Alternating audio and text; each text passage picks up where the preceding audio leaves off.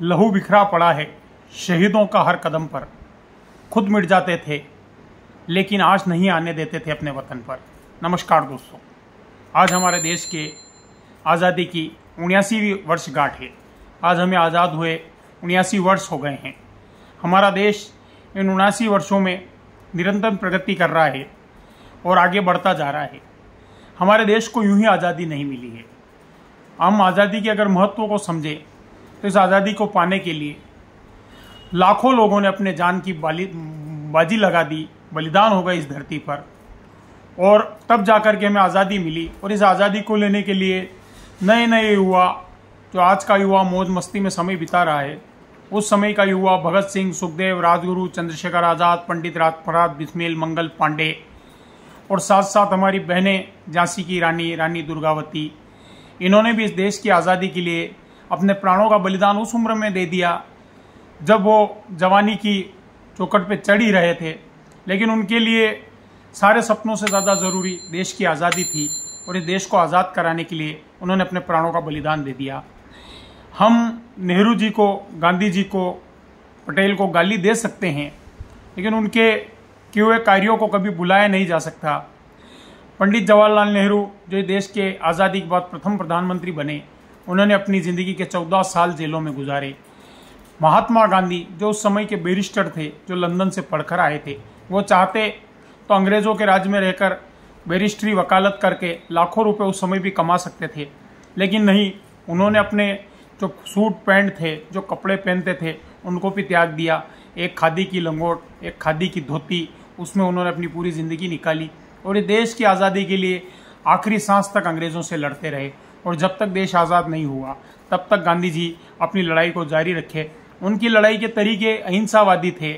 वो हमेशा अहिंसा, धरने, आंदोलन, सत्याग्रह, उपवास, ऐसी चीज़ें करके देश की आज़ादी की लड़ाई लड़ते थे। और कहीं न कहीं एक दुबला पतला व्यक्ति, जिससे पूरी ब्रिटिश सल्तनत, जिससे पूरा देश, यहाँ तक कि कई देशों में कहते हैं कि अंग्रेज़ों के राज में कभी सूरज नहीं डूबा करता था, सूर्य उन्हीं के राज में उगता था और उन्हीं के राज्य में अस्त होता था। ऐसा बड़ा राज्य, इतना बड़ा साम्राज्य था, उन अंग्रेज़ों को भी अगर किसी व्यक्ति का डर था तो वो महात्मा गांधी का था।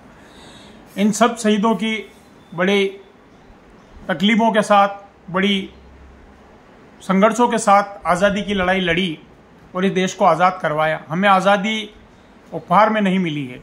आज़ादी के लिए बहुत सारे बलिदान देना पड़े हैं।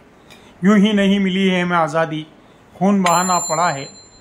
लोगों के घर में करने को उजाला, उन्हें अपना घर जलाना पड़ा है। देश के हर आदमी को रोशनी देने के लिए उन्होंने अपना जीवन, अपना परिवार, अपना घर सब बलिदान कर दिया। नए नए युवा हंसते हंसते फांसी के फंदों पर लटक गए।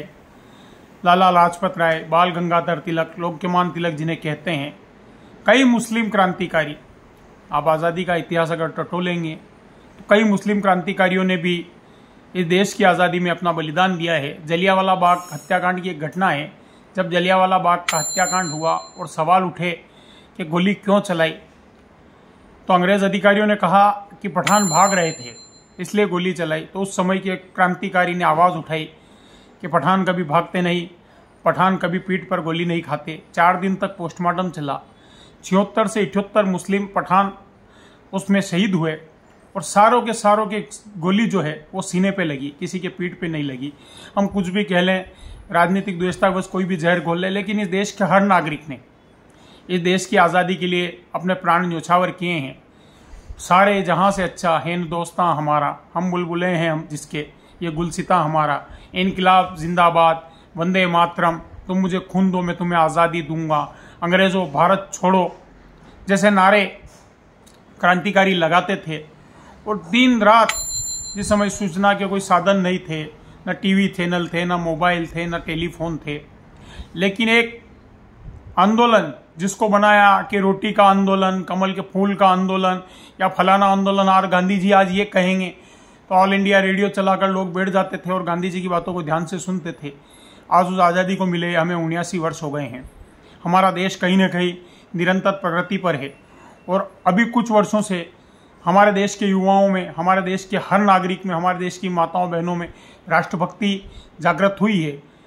और यह राष्ट्रभक्ति हमारे इन युवाओं को कहीं ना कहीं प्रेरणा दे रही है। आज भी हमारे देश के कई युवाओं में भगत सिंह, मंगल पांडे, सुखदेव, राजगुरु, महात्मा गांधी, जवाहरलाल नेहरू, सुभाष चंद्र बोस, सरदार पटेल, लोकमान्य तिलक, बाल गंगाधर तिलक जिन्हें कहा जाता है, लाला लाजपत राय, राम प्रसाद बिस्मिल, रोशन सिंह, अब्दुल हमीद खान, ऐसे लोग जो हैं वो आज भी जिंदा है।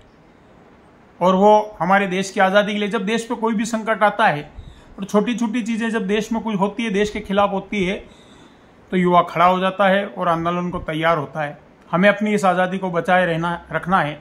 ये जो हिंदुस्तान है एक बगीचा है और उसमें तरह तरह के फूल हैं और इन फूलों की एक डलिया है। वो डलिया को कोई बिखेरने की कोशिश करे तो हमें भगत सिंह, सुखदेव, राजगुरु बनना पड़ेगा और हमें उनके खिलाफ लड़ाई लड़ना पड़ेगी। एक बार पुनः पूरे मन से, पूरे हृदय से आज़ादी के 79वें पर्व की आपको बहुत बहुत शुभकामनाएं। आप और हमारा देश निरंतर प्रगति करता रहे, हम आगे बढ़ते रहें। जय हिंद, जय भारत।